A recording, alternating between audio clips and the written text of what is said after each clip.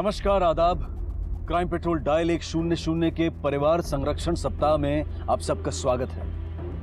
परिवार, इन 4 अक्षरों में इंसान की पूरी दुनिया समाई है। परिवार की सलामती के लिए हम हर संभव कोशिश करते हैं। उन्हें पैसों की तंगी ना हो इसलिए पूंजी निवेश करते हैं, जीवन बीमा करवाते हैं, मोहल्ले, सोसाइटी, घर में उनकी सुरक्षा के लिए कैमरास लगवाते हैं, घर में काम करने वालों से लेकर ड्राइवर, वॉचमैन सब पर कड़ी नजर रखते हैं। बच्चों को भी मोबाइल फोन देते हैं ताकि किसी भी मुश्किल में वो हम तक पहुंच सके। लेकिन इस सब के बावजूद दिन ब दिन क्राइम रेट बढ़ता जा रहा है। अगर देखा जाए तो हमारा परिवार आज कहीं भी सुरक्षित महसूस नहीं करता है, न घर में न घर के बाहर। अरे हाँ यार, वो क्यूट सा लड़का पता है आज भी मुझे घूर रहा था। पर यार वो कितना भी क्यूट क्यों ना हो, I don't have time for all this. IAS जो बनना है, और भैया भाभी से प्रॉमिस भी तो किया है ना। अरे ये टीवी क्यों नहीं चल रही है? बहू पानी ला जरा, दवा खानी है। ये लड़की भी ना एक ना एक दिन हार्ट अटैक करा के रहेगी।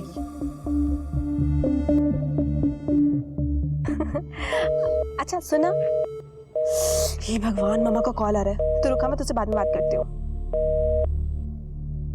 हेलो, हाँ माँ। अर्पिता कहाँ है तू?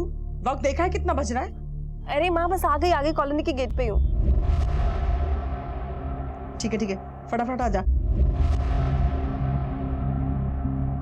वो 5 मिनट में आ रही है। और वो तुम्हारा लेट लतीफ पति कहाँ है? माँ उनको आज ऑफिस में लेट हो जाएगा। हाँ बोल।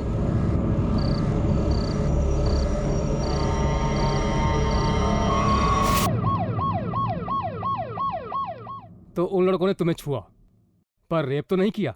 मेरा मतलब कहाँ छुआ? मोलेस्टेशन ही तो हुआ है, रेप तो नहीं। 90% मोलेस्टेशन की घटनाओं में सबसे पहले पीड़ित को यही कहा जाता है। प्रशासन भी मोलेस्टेशन को गंभीरता से नहीं लेता है और न ही औरतें इसके खिलाफ पुलिस में रिपोर्ट लिखवाती हैं।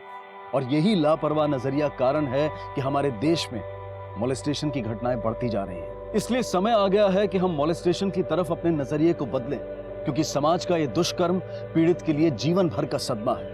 और पिछले कई सालों में तो मोलेस्टेशन कारण बना है खून और आत्महत्या की घटनाओं का भी। 1 मिनट, ये क्या तरीका है बात करने का? अगर सवाल पूछनी है तो ढंग के पूछे। देखिए मैडम, हमें हमारा काम करने दीजिए। रुको, सही कह रही है। शाबाश। Yes ma'am. I am sorry. I know जो तुम्हारे साथ हुआ उससे तुम बहुत डर गई हो, लेकिन हमारा उन्हें पकड़ना बहुत जरूरी है ताकि वो किसी और लड़की के साथ ये दोबारा ना कर सके। और इसके लिए तुम्हें हमारी मदद करनी ही होगी। अच्छा मुझे ये बताओ कि वो कितने लोग थे, 1 या 1 से ज्यादा? मैम मुझे कुछ अच्छे से याद नहीं, लेकिन बहुत सारे हाथ थे, मुझे हर जगह छू रहे थे। मैंने कहा था ना जल्दी वापस आना घर, और लेट तक घूम। अच्छा बेटा ये बताओ कि तुम उनमें से किसी को पहचान सकती हो क्या?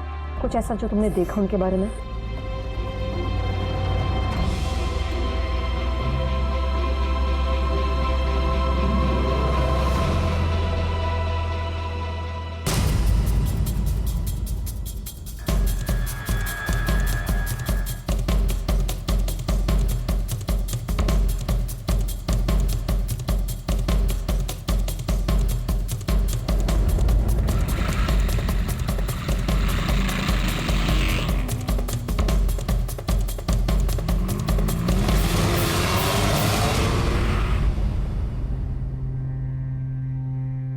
तीसरा किस्सा हो गया, हद हो गई। आपके घर में और कौन कौन है? ये आपका बेटा है? जी मेरा भाई का बेटा है, कॉलेज में पढ़ता है। यही रहता है? नहीं, हॉस्टल में रहता है, छुट्टी में आता है कभी। अर्पिता,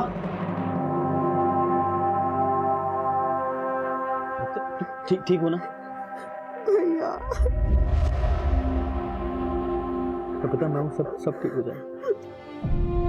मैम पहले 2 बार भी ऐसा हो चुका है। आप लोग क्या कर रहे हैं? वो गुनहगार वहाँ पे खुलेआम घूम रहे हैं। और मैम देखिए, आपको हमारी कॉलोनी की लड़कियों की इतनी चिंता है तो जाइए ना, पकड़ के लेके आइए। देखिए सारी जिम्मेदारी पुलिस की नहीं होती है।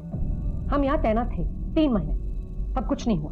और आप लोगों से कहा था कि सिक्योरिटी में आप भी हमारी मदद करिए, फेंसेस लगवाइए, सीसीटीवी कैमरास लगवाइए। किया आप लोगों ने? देखिए मैम, आप जैसा कहेंगे हम सब वैसे ही करेंगे, लेकिन प्लीज इस बार ये मोलेस्टर्स बचने नहीं चाहिए। हम पूरी कोशिश करेंगे, लेकिन हमें आप सबकी मदद की जरूरत पड़ेगी, पूरे कॉलोनी की मदद की जरूरत पड़ेगी।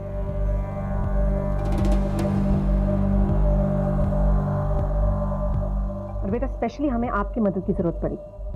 अगर आपको कुछ भी और याद आए तो हमें तुरंत बताइएगा।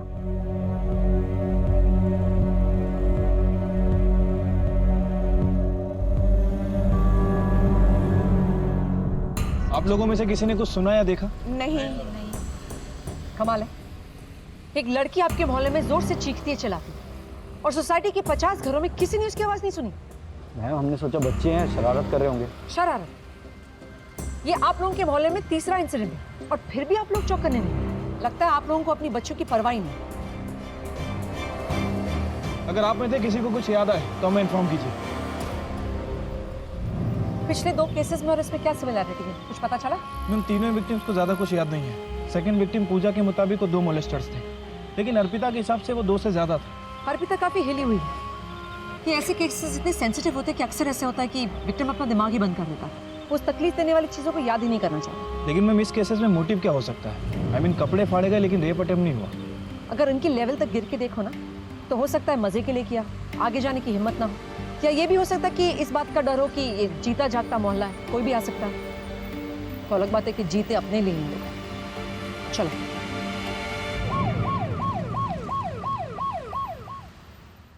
बहुत डर गई है वो, नींद की दवाई देकर उसे सुला दिया। श्रेया बेटा, तुम दोनों घर चली जाओ, ठीक है? मम्मी जी आज हम यहीं रुक जाते हैं। मुझे पुलिस वालों पे कोई भरोसा नहीं है। ये हमारी कॉलोनी, हमारा परिवार है, इसकी सुरक्षा की जिम्मेदारी भी हमको ही लेनी होगी।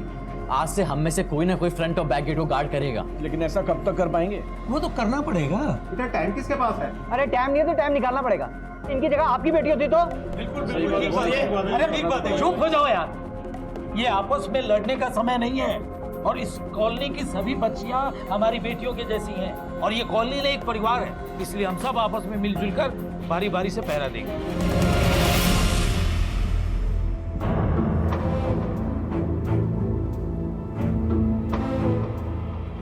आखिरकार सारे मोहल्ले वालों ने एक परिवार की तरह एकजुट होकर सुरक्षा की जिम्मेदारी अपने ऊपर ले ली और रात में बारी बारी से चौकीदारी करने लगे। कुछ दिन तक तो सब कुछ ठीक रहा, लेकिन कुछ दिन बाद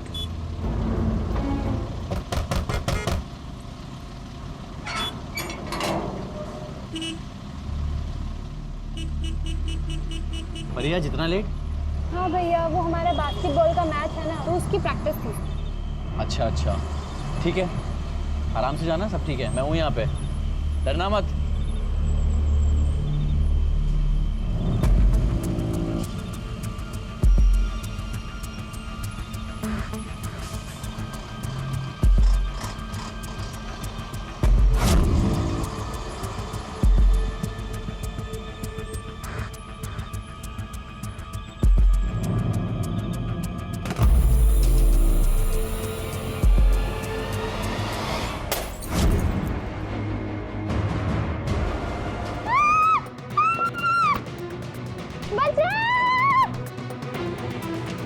देखो मैं जानती हूँ तुम पेन में हो, लेकिन तुम्हें अपने दिमाग पर जोर डालना ही होगा।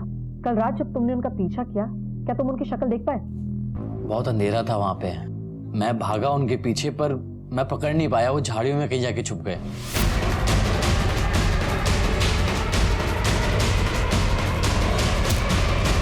अचानक से मेरे सर पे किसी ने मार दिया, मैं बेहोश हो गया, मुझे 2 मिनट तक समझ में नहीं आया कुछ। मैंने मना किया था कि ये पहरेदारी मत करो, लेकिन मेरी इस घर में सुनता ही कौन है?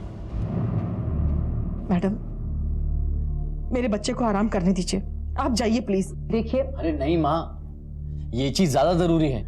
मैम, मैं उन मॉलेस्टर्स को पकड़ने के लिए आपकी पूरी मदद करूंगा, आप प्लीज उनको पकड़िए। सर, मैं बहुत डर गई थी। जैसे ही वो आवाज़ हुई मैं भागी और तभी किसी ने मुझे पीछे से आके पकड़ा। मैं बहुत घबरा गई और चिल्लाई भी। तभी वहाँ पे शुभ भैया आ गए और वो दोनों भाग गए। देखो बेटा, घबराने की कोई जरूरत नहीं है। हम आपकी पूरी मदद करेंगे। You are a brave girl, okay?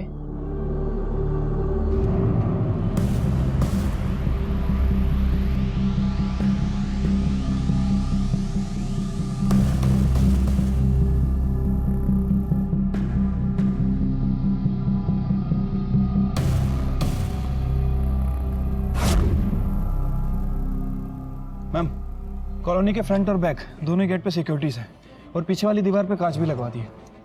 मुझे लग रहा है ना ये कहीं अंदर का ही जॉब है। ये मोलेस्टर्स इसी कॉलोनी में से कोई है। मैम क्या हो रहा है? ये चौथा केस हो गया मैम। चौथा केस हो गया और आप लोगों ने क्या किया? सीसीटीवी लगाने को कहा था ना। वो मैम मैडम जी बस लगने वाला है, वो कॉस्ट पे डिस्कशन चल रहा है। हद हो गई। मैम आपसे एक बात कहनी थी।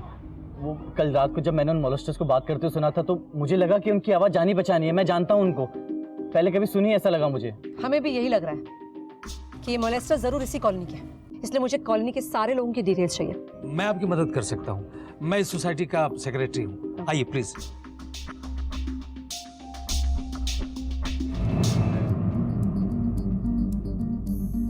मैम उस कॉलोनी के बाहर एक सीसीटीवी कैमरा था, ये उसी की फुटेज है। प्ले करो। मोलेस्टर्स दिखाई दे रहे हैं क्या उसमें? नहीं मैम, शायद उन्हें पता था कि वहाँ पर कैमरा लगा है, इसलिए शायद बच के निकल गए। लेकिन मैम ये देखिए। ये कौन है? मैम ये ललिता शर्मा का बेटा है, ये दोनों उसी कॉलोनी में रहते हैं। उसी समय में ऐसी हालत में शायद कहीं ना कहीं इसका इन्वॉल्वमेंट हो सकता है। कॉन्फिडेंटली वापस आया है मोहल्ले में, ये सोचकर कि शायद कोई इससे पूछताछ ही नहीं करेगा। चल पूछना पड़ेगा उसे।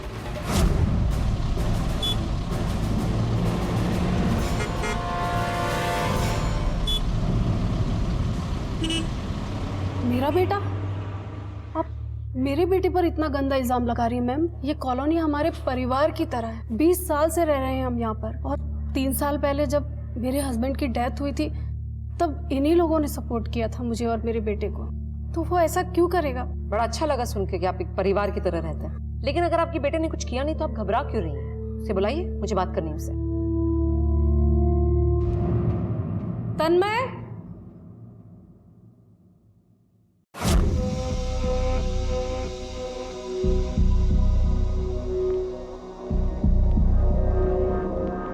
तन्मय राइट? क्या तुम मुझे बता सकते हो तन्मय कि जिस रात शुभ और परी पे अटैक हुआ तुम कहाँ थे? मैं दोस्त के घर था। दोस्त के घर मस्ती करने। जी। तो फिर तुम्हारी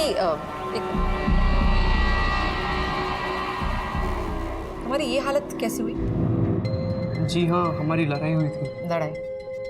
जब आपका बेटा घर आया इस हालत में तुम, आपको शॉक नहीं लगा? जी मैम, मैं उस रात घर पर नहीं थी, मैं शुभ के यहाँ गई थी।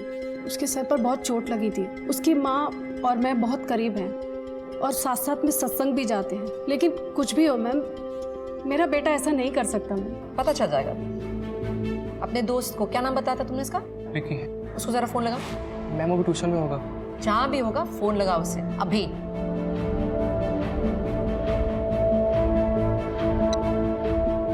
स्पीकर पे। विकी? हाँ कौन? मैं इंस्पेक्टर नैना सिंह बोल रही हूँ, तुमसे कुछ सवाल पूछने हैं। जी मैम। तुम परसों की रात कहाँ थे? घर पे था मैं। अकेले? नहीं मैम, तन्मय भी साथ में ही था। तुम दोनों के बीच कुछ झगड़ा हुआ था क्या? हाँ मैम, सॉरी मैम, पर वो तो ऐसी छोटी मोटी बहस थी। प्लीज आप ये बात मेरी मम्मी पापा को मत बताना। ठीक है, थैंक यू। अगर और सवाल हो गए तो हम वापस आएंगे। सर वो वीना है ना काम वाली, ये उसी का बेटा होगा। पूरा दिन यहाँ वहाँ ताका झांकी करता रहता है। उसका क्या काम है इस कॉलोनी में?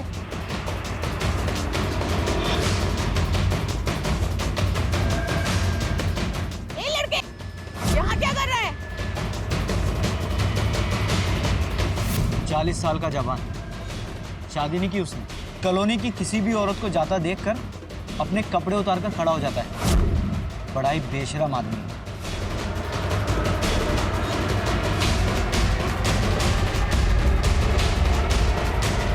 और ये सब मैंने ही नहीं, कॉलोनी के बहुत से लोगों ने देखा है।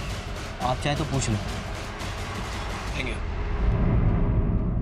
इतने सारे नाम? हाँ मैम, इन सभी के नाम सामने आए, लेकिन हर आदमी किसी तीसरे आदमी पर इल्जाम लगा रहा है। ऐसे केसेस में ना किसी पे ज्यादा भरोसा नहीं कर सकते, क्योंकि हर कोई सामने आता है, या तो ये पर्सनल दुश्मनी निकालने की कोशिश होती है या लाइमलाइट में आने की कोशिश होती है, लेकिन कोई सस्पेक्ट्स निकल के आए कि नहीं? Yes ma'am. मैम, कामवाली का बेटा राजा, लोगों ने इसे ताकझाक करते हुए देखा था, और कॉलोनी में रहने वाला बैचलर हर्ष, इसके अजीब बिहेवियर से लोगों को इस पे भी शक है।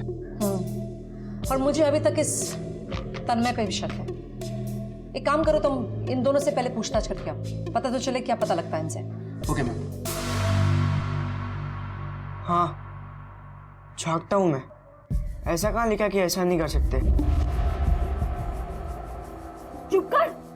क्या बोल रहा है तू? कितनी बार तुझे मैंने मना किया है, लेकिन तू है कि सुनता ही नहीं। सर, मेरे बेटे ने कुछ नहीं किया। इसे तो सिर्फ बड़े लोगों की जिंदगी पसंद है और वही जिंदगी ये जीना चाहता है।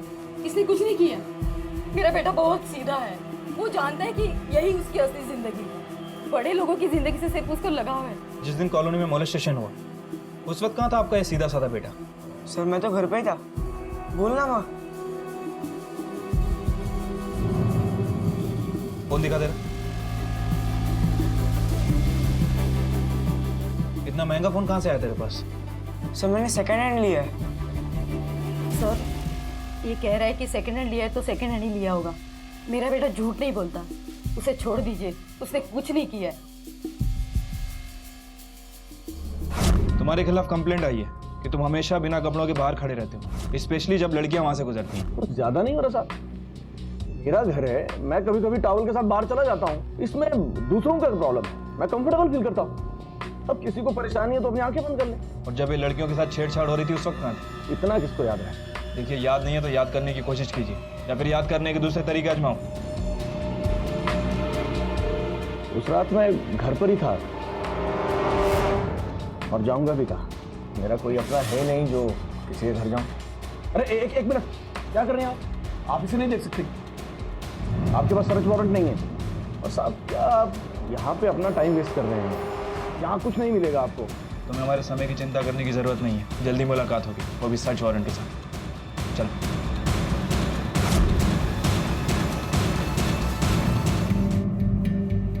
सचिन, कच्चा चिट्ठा निकालो इसका।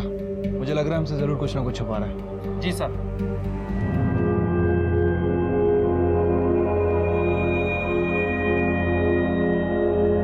ओहो, नहीं, रोते नहीं। चुप हो जा, चुप हो जा, चुप हो जा। क्या हुआ मेरे राज्य बेटे को?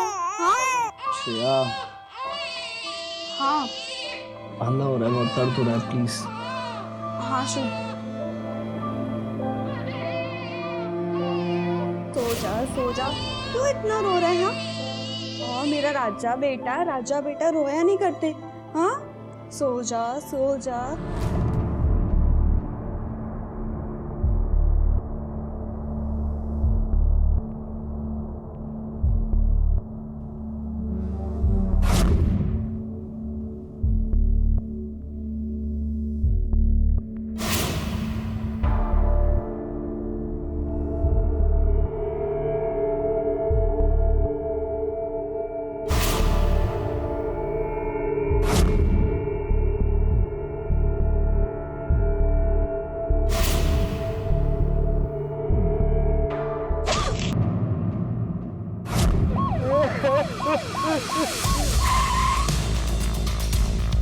हटिए।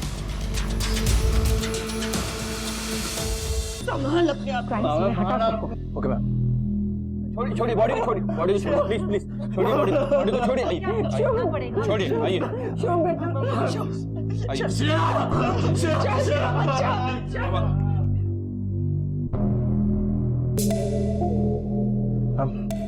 आसपास देखकर लग रहा है कि पूरी फैमिली के फिंगरप्रिंट होंगे। डेफिनेटली। फिर भी बॉडी को अच्छे से चेक करो, पोस्टमार्टम के लिए भेजो, और आसपास भी देखो कोई और सुराग मिलता है। Okay ma'am.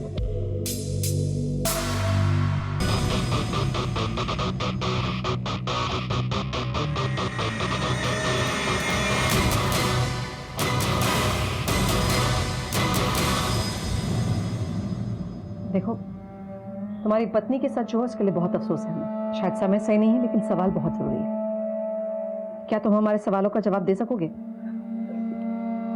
तुमने आखिरी बार अपनी बीवी को कब देखा था? कल रात को यहीं पे मैं पेन किलर्स खा के सो गया तो हमारा बच्चा रोहन जोर जोर से रोने लगा। श्रेया उसे लेके नीचे चली गई। उसी वक्त आखिरी बार देखा था। तो तुमने उसकी चीख नहीं सुनी? पेन किलर्स का असर इतना गहरा था कि मैं बहुत गहरी नींद में था। मैंने पेन किलर्स भी नहीं खाई होती तो आज मेरा जिंदा हूँ।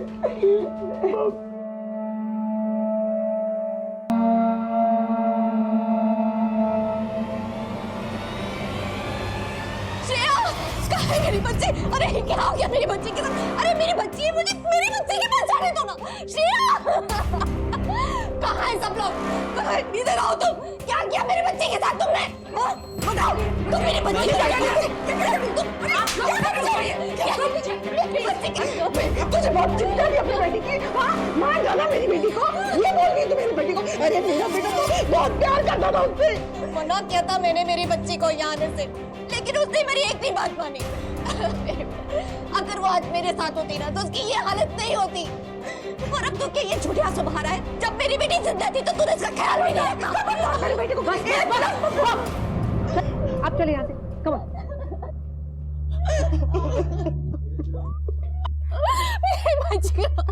मेरी बच्ची आने वाली। कल आपकी बच्ची आपके पास आने वाली थी? जी हाँ, कल रात को आने वाली थी पर नहीं आई। काश कि मैंने उसे कल फोर्स किया होता। मेरे बच्चे आप यहाँ किसी के साथ आई हैं? जी हाँ, मेरे ट्रेनर है। इन्हें साइड पे बिठाओ और पानी पिलाओ। ये बार-बार कल रात की बात कर रही हैं। हाँ मैम, और बार-बार शुभ पर भी इल्जाम लगा रही है। इनके बीच डेफिनेटली कुछ हुआ है, मगर क्या? एनीवे तुम्हें क्राइम सीन से कुछ मिला? नहीं मैम, देखकर तो ऐसा लग रहा है कि मर्डर चाकू से हुआ है। बॉडी पे बहुत सारे चाकू के घाव भी हैं, लेकिन मैम जिस तरह से विक्टिम के कपड़े फाड़े गए, सेम मोलेस्टेशन केस में उन लड़कियों के फाड़े गए थे। हो सकता है ये काम मॉलेस्टर्स का ही हो, या ये भी हो सकता है कि हमें गुमराह करने की कोशिश की जा रही है। हो सकता है मैम, क्योंकि मॉलेस्टर मर्डर तक क्यों पहुंचे? पहुंचने के लिए पहुंच भी सकता है, शुभ से बदला लेने के लिए।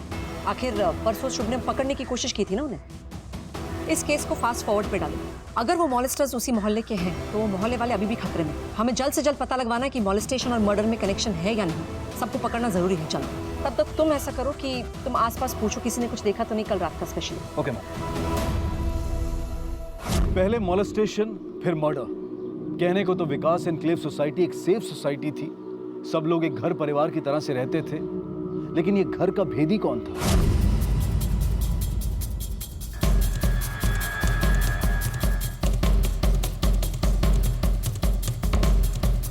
वीना का बेटा राजा और हर्ष, इन दोनों में से हर्ष के पास ज्यादा मोटिव लग रहा है। मैं पिछले 5 सालों से इसी कॉलोनी में रह रहा है, अकेला है, हो सकता है फ्रस्ट्रेट भी हो। पिछली कॉलोनी से इसे इसलिए निकाला गया क्योंकि वहां इसके ऊपर मोलेस्टेशन का चार्ज लगा था, लेकिन चार्ज साबित नहीं हो पाया। इसे देख के तो लगता है कि सबसे बड़ा सस्पेक्ट यही है, लेकिन हम बाकी दोनों को भी इग्नोर नहीं कर सकते। इन तीनों का प्रोफाइल ना हमारे प्रोफाइलर के पास भेजो, हमें इनको समझना बहुत जरूरी है। इनमें से कौन है जो केपेबल है मोलेस्टर से मर्डर तक जाने के लिए। और वैसे भी विक्टिम ने कहा था 2 या 3 विक्टिम्स है ना? मैम अभी तक जो इन्फॉर्मेशन हमारे पास है उसके हिसाब से 2 विक्टिम्स हैं। तो हो सकता है इन तीनों में से कोई आपस में कनेक्टेड हो। ऐसा कोई कनेक्शन है या नहीं ये जानना बहुत जरूरी है हमारे लिए। मैम क्योंकि हमारे पास अब सस्पेक्ट की लिस्ट है, मुझे लगता है कि विक्टिम्स को हमें सस्पेक्ट की फोटो दिखानी चाहिए। हो सकता है कि फोटो देख के उन्हें कुछ याद आ जाए। गुड आइडिया, गाड़ी निकालो। Okay ma'am.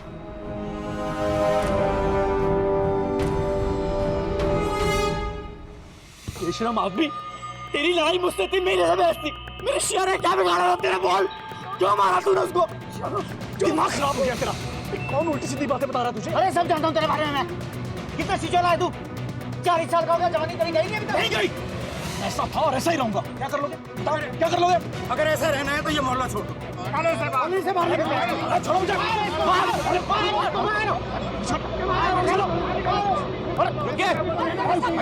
बंद करो ये सब, बंद करो। रुक जाओ, क्या हो रहा है? सब बंद करिए बस। अब चलिए आप लोग। जैसे ही हमारे आसपास कोई जुर्म होता है तो हम सबसे पहले पुलिस पर उंगली उठाते हैं, लेकिन हम ये भूल जाते हैं कि पुलिस का हर जगह मौजूद होना मुमकिन नहीं है। तो ऐसे में हमारी जिम्मेदारी कहाँ जाती है? आज जब हमारा मोहल्ला, हमारे पड़ोसी हमारे मूल परिवार का हिस्सा बन चुके हैं, तो फिर इस बड़े परिवार की सुरक्षा का जिम्मा भी तो परिवार वालों को ही उठाना चाहिए। लेकिन सतर्क रहने का मतलब सजा देना नहीं। अपने परिवार का ध्यान रखें, लेकिन कानून को अपने हाथ में ना लें। तुम्हारी कॉलोनी वालों का गुस्सा जायज लग रहा है मुझे। हमने तुम्हारी पूरी हिस्ट्री निकाली है। 5 साल पहले भी एक मॉलेस्टेशन का चार्ज, और अब ये। मैम, सबकी तरह आप भी मुझ पर विश्वास नहीं कर रही हैं। 5 साल पहले जो हुआ उसकी सजा अब तक भुगत रहा हूं मैं। मेरी एक दोस्त थी जिसे मैं पसंद करता था, उसकी बातों से लगता था जैसे वो भी मुझे पसंद करती है। अगर मुझे जरा सा भी एहसास होता कि वो मुझ में इंटरेस्टेड नहीं है तो मैं उससे दूर रहता। उस छोटी सी गलती ने मेरी पूरी जिंदगी खराब कर दी, पर इसमें मेरी कोई गलती नहीं है मैम। पता नहीं शुभ मेरा नाम क्यों ले रहा है। ठीक है, हमें शायद और पूछताछ करनी पड़ेगी तुमसे। शहर में ही रहना। टीम को तैनात रखो चारों तरफ, सब पे नजर रखो, स्पेशली हर्ष के घर के बाहर। गुस्से से भरी कॉलोनी है ये, कभी भी कुछ भी हो सकता है, और हम लोग एक और क्राइम अफोर्ड नहीं कर सकते। मैंने टीम को ऑलरेडी ऑर्डर दे दिया। गुड। और ये इनका क्या हुआ, जो लड़कियों को हमें फोटोग्राफ दिखानी थी? मैम, उन तीनों विक्टिम्स को कह दिया है कि हम फोटोग्राफ्स लेकर आ रहे हैं। तीनों विक्टिम तो 4 थे ना, चौथी का क्या हुआ? मैम, एक इंडिया के बाहर शिफ्ट हो गई है। मैंने उसे फोटोग्राफ्स फैक्स कर दिए, जल्दी वहाँ से रिस्पॉन्स आएगा। चलो लड़कियों से मिलते हैं। बेटा, हमारे पास 3 सस्पेक्ट्स हैं। मैं चाहती हूँ आप इन्हें ध्यान से देखो और बताओ कि क्या इनमें से किसी ने आप पर अटैक किया है?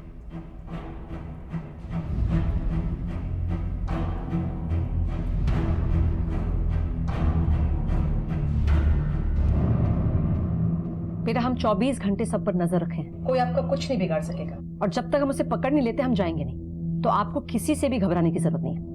अच्छे से देखकर मुझे बताओ।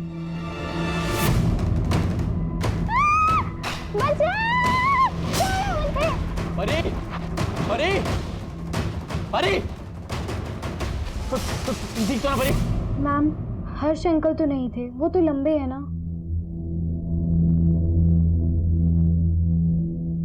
इन दोनों में से कोई? शायद इन दोनों में से ही कोई एक था। तुम श्योर नहीं हो? Thank you. घबराने की जरूरत नहीं है। इन तस्वीरों को अच्छे से देखो और बताओ क्या इनमें से कोई था? याद नहीं है मैम, शायद इन दोनों में से कोई एक है। मैम, मुझे सच में कुछ भी याद नहीं है, और मैं अब उस रात को याद भी नहीं करना चाहती।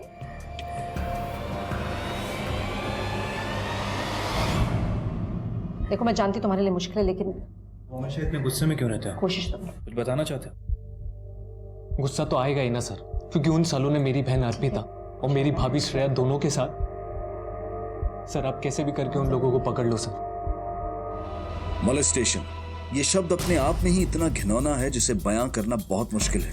तो जरा सोचिए, जो लोग इस मोलेस्टेशन का शिकार होते हैं उनके दिल और दिमाग पर कैसा असर होता होगा। ऐसे समय में पीड़ित के परिवार के लोगों, यहाँ तक कि आस पड़ोस वालों को भी उनका बहुत ख्याल रखना चाहिए और इस मुश्किल समय में उनके साथ रहना चाहिए।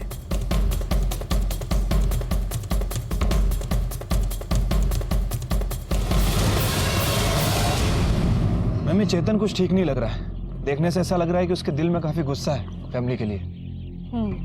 अभी तक हम ना क्रिमिनल को बाहर ही ढूंढ रहे हैं, फैमिली पे हमने ध्यान ही नहीं दिया। एक काम करो, तुम फैमिली की सारी हिस्ट्री निकालो, स्पेशली इस चेतन की। क्या उसके पास नाराज होने का कोई रीजन था कि वो मर्डर कर सके, मॉलेस्टेशन कर सके? मैम, मर्डर तो समझ में आता है, लेकिन मॉलेस्टेशन, वो भी कजन के साथ भी। होने के लिए कुछ भी हो सकता है। हो सकता है ये दोनों केसेस जुड़े भी ना हो। मॉलेस्टेशन के आड़ में ये मर्डर किया गया है। और अब एक आत्महत्या। 40 साल के हर्ष ने अपने गले में फांसी का फंदा खुद डाला था, लेकिन दोषी ठहराया था शुभ को। लेकिन क्या हर्ष का इल्जाम सही था या फिर शुभ को फंसाने की एक साजिश? सच चाहे जो भी था, लेकिन एक बात तो तय थी कि इस आत्महत्या ने पुलिस की तहकीकात को और भी पेचीदा बना दिया था। हर्ष के सुसाइड नोट की बिना पर पुलिस ने शुभ को गिरफ्तार भी किया, लेकिन बाद में उसे जमानत मिल गई। मोलेस्टेशन के तीनों मुख्य आरोपियों में से एक की मौत हो चुकी थी और बचे थे 2, तन्मय और राजा। अब बड़ा सवाल यह था कि इन दोनों में से असली गुनहगार कौन था? क्या मोलेस्टेशन और खून का अपराधी कोई एक ही था या फिर ये 2 अलग अलग लोग थे?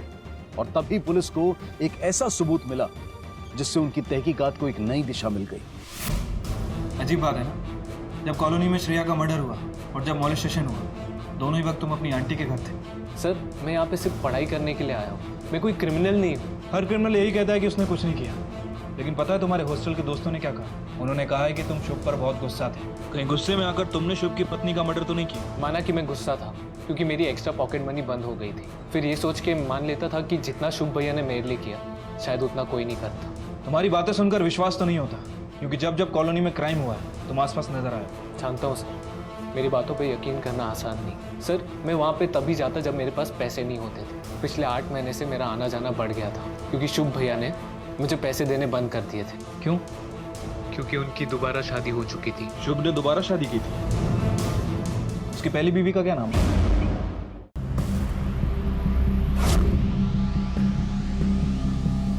मॉम के घर लौट रहा हूँ। इस घर में मुझसे रहा नहीं जाता। हर जगह श्रेया की यादें हैं। I understand. मुझे ये बताओ, तुमने पहले श्रेया से शादी की, फिर उसे डिवोर्स दिया और फिर से तुमने उसी से शादी की, क्यों? मैम एक्चुअली जब हमने पहली बार शादी की तो हमारे बीच में बहुत एडजस्टमेंट इशू थे।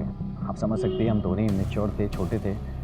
श्रेया की फैमिली में सिर्फ वो और उसकी माँ थी, यानी कि न्यूक्लियर फैमिली, इसलिए वो हमारी पूरी फैमिली में कभी एडजस्ट कर नहीं पाई, तो डिवोर्स लेना पड़ा।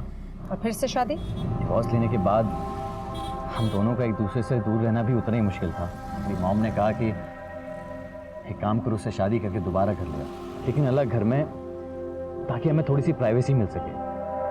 इसलिए मैंने इसी कॉलोनी में एक घर रेंट पे ले लिया और रहने लगे। काश हम लोग सब साथ में रह रहे होते तो ये सब कभी नहीं होता और श्रेया आज जिंदा हो। मैम अगर सॉल्यूशन इतना ही सिंपल था तो फिर इसे डाइवोर्स की जरूरत क्यों थी? ना अगर दिखाया जो जाए ना, जरूरी नहीं वही सच हो। ये शुभ की साइड की स्टोरी है, लेकिन तुम्हें याद है उस दिन श्रेया की माँ कितना बुरा भला कह रही थी इन सबको? मुझे लगता है हमें श्रेया की माँ से मिलना चाहिए।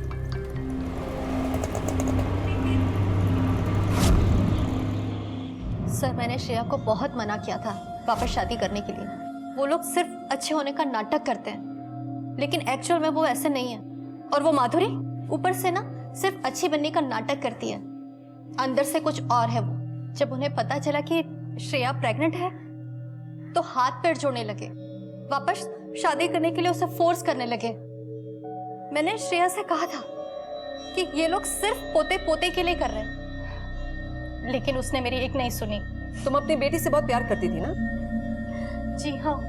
कमाल है, घर में उसकी एक भी तस्वीर नहीं है। जब उसने दोबारा शादी कर ली तो मैंने उसकी सारी तस्वीर हटा दी। बहुत गुस्सा थी तुम अपनी बेटी से, इतना गुस्सा कि तुम अपनी। मैम क्या मतलब है आपका? मतलब तो तुम निकाल रही हो, मैंने तो अपना सवाल भी पूरा नहीं किया। मैम आपको मेरी बेटी का कातिल इस घर में नहीं, उसके ससुराल में मिलेगा। देखिए मैडम, संगीता एक बहुत ही चालाक औरत है।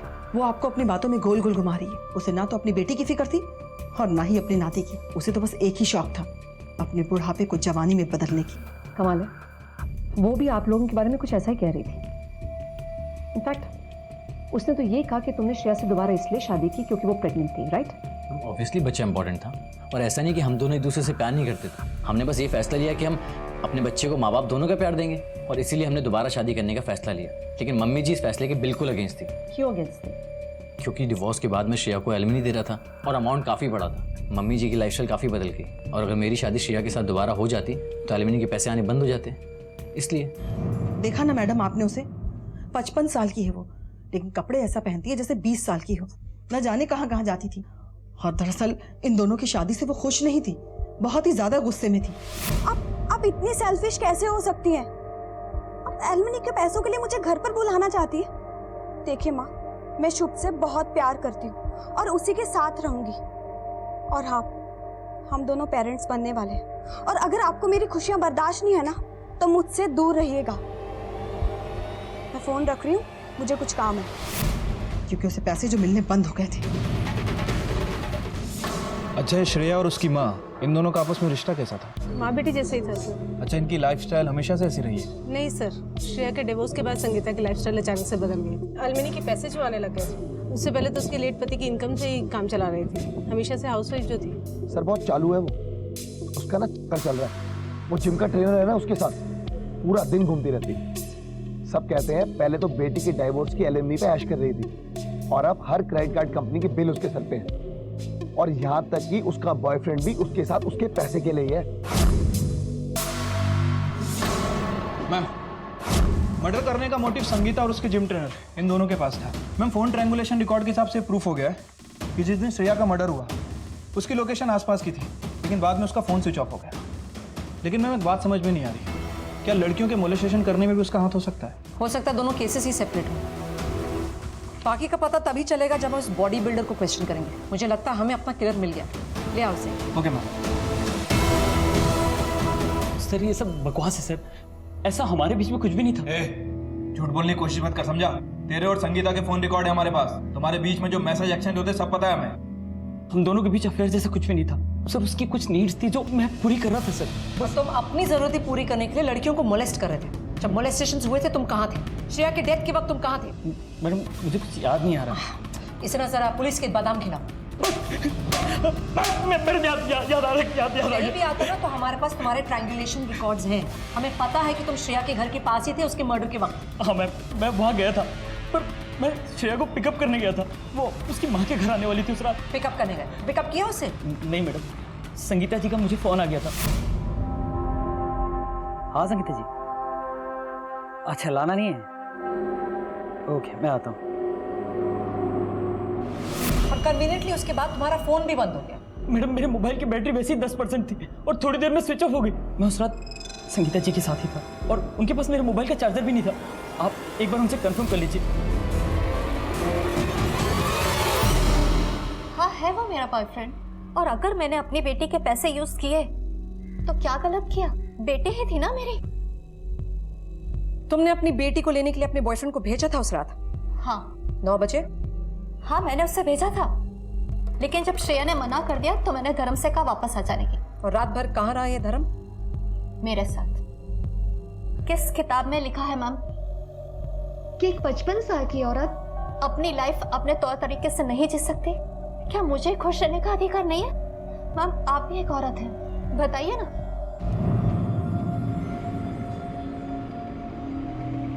इन लोगों से ना और पूछताछ करनी पड़ेगी। अभी तक ये समझ में नहीं आ रहा है कि इनमें से कौन सही बोल रहा है कौन नहीं। सब एक दूसरे के लिए कवर कर रहे हैं। मैडम मेरा बेटा बुरा नहीं है, पता नहीं किसी के संगत में आकर उसने ये किया। क्या है ये सब? तुम्हें मिला कहाँ से? वो मसाले के डिब्बे में, संदूक पे, गाड़ी के नीचे, तकिए के नीचे। पता नहीं मैडम उसके पास ये पैसे कहाँ से है। तुम्हारा बेटा इस वक्त कहाँ है? वो मैं तुमसे आखिरी बार पूछ रही हूँ, 2 बार ऑलरेडी पूछ चुकी हूँ। अब सख्ती अपनानी पड़ेगी मुझे। सिर्फ तुम्हारी माँ की वजह से हम सख्त नहीं हो रहे, क्योंकि वो खुद हमारे पास आई थी। यहाँ देखो और मुझे बताओ कि तुम्हारे पास इतने पैसे आए कहाँ से? तुम्हारा मॉलेस्टेशन से, मर्डर से क्या कनेक्शन है? बोलो। मैडम मैंने कुछ नहीं किया, मैंने सिर्फ ब्लैकमेल किया। किसको ब्लैकमेल किया तुमने? उन लड़कों को जिन्होंने लड़कियों को छेड़ा, और मैंने देखा उन्हें।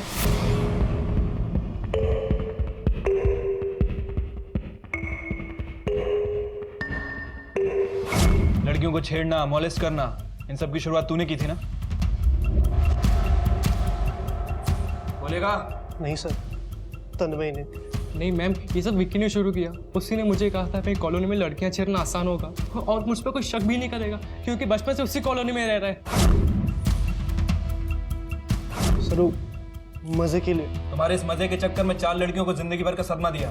हिम्मत कैसे हुई तेरी ये सब करने की? शर्म आती है तुम जैसे लोगों को देश का फ्यूचर कहते हो। जिसे तुम मजाक मस्ती कह रहे हो ना, वो एक जुर्म है। ये लड़कियों को छेड़ना, टेक्स्ट मैसेजेस भेजना, मॉलेस्टेशन करना, सब एक जुर्म होता है, इंसानियत और कानून दोनों की नजरों में। तुम लोगों की 1 मिनट की मस्ती और लड़कियों के लिए जिंदगी भर की सजा बन जाती है वो। और जब शुभ ने तुम्हारे मजे रोकने की कोशिश की तो गुस्से में आकर तुमने शुभ के सिर पे मारा और फिर उसकी पत्नी का खून किया, राइट? नहीं मैंने किसी का मर्डर नहीं किया। मैंने शुभ भैया को नहीं मारा। वो तो मेरे पीछे पागलों की तरह चलाते हुए भाग रहे थे, पर अचानक से बीच में रुक गए और फिर अरे दिखना बड़ी यही रहना।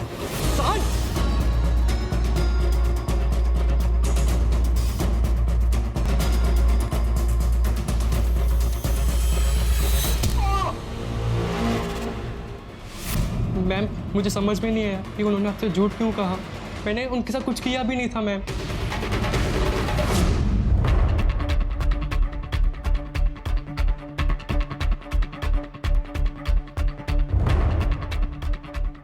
मैडम ये आप लोग ठीक नहीं कर रही हैं।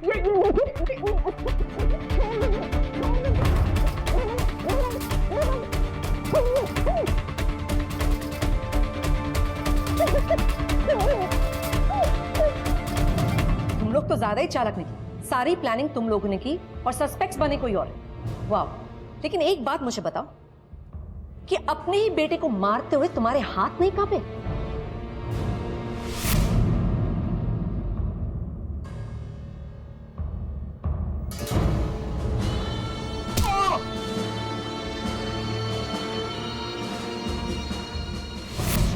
कॉलोनी में मोलेस्टेशन के केस हो रहे थे और उसकी आड़ में तूने अपनी बीवी को मारा। मैं बताता हूँ ना सर।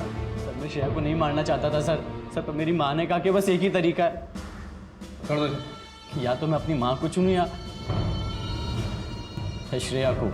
बच्चा होने तक उसे अपने साथ रखेंगे और जब बच्चा हो जाएगा तो किसी तरह से उससे पीछा छुड़ा लेंगे और बच्चे को अपने पास रख लेंगे। तो मेरी माँ ने मुझसे जैसा बोला मैंने वैसा ही किया। उस दिन से नफरत हो गई थी मुझे अपने आप से, घिन आने लगी थी मुझे। मैं मेरे प्यार, मेरी पत्नी, मेरी श्रेया को मार डाला। सर मैंने बहुत गलत किया है सर, तो माफी मांगने के लायक भी नहीं है सर। बहुत गलत किया सर। कैसा प्यार है ये तुम्हारा जिसने तुम्हारी बेटी की जिंदगी ही बर्बाद कर दी? मैडम मेरी गलती नहीं थी, गलती उस श्रेया की थी। जब से शादी होकर के आई थी मेरे बेटे को मुझसे छीनना चाहती थी, मुझसे अलग करना चाहती थी। मैंने अपने बेटे को इतना जद्दोजहद से पाल पोस कर बड़ा किया और उस महारानी को। एहसान किया क्या तुमने अपने बेटे पर? एहसान किया है? अपने बेटे को तुमने मोहरा बना दिया और उसी से उसकी पत्नी का खून करवा दिया और नतीजा क्या हुआ? हाँ, अब तुम्हारा बेटा सड़ेगा जेल में जिंदगी भर के लिए और तुम भी। और तुमने ये सब पोते के लिए भी किया था ना, और अब वही पोता जिंदगी भर रहेगा माँ बाप के प्यार की वजह, सिर्फ और सिर्फ तुम्हारे प्यार की वजह से।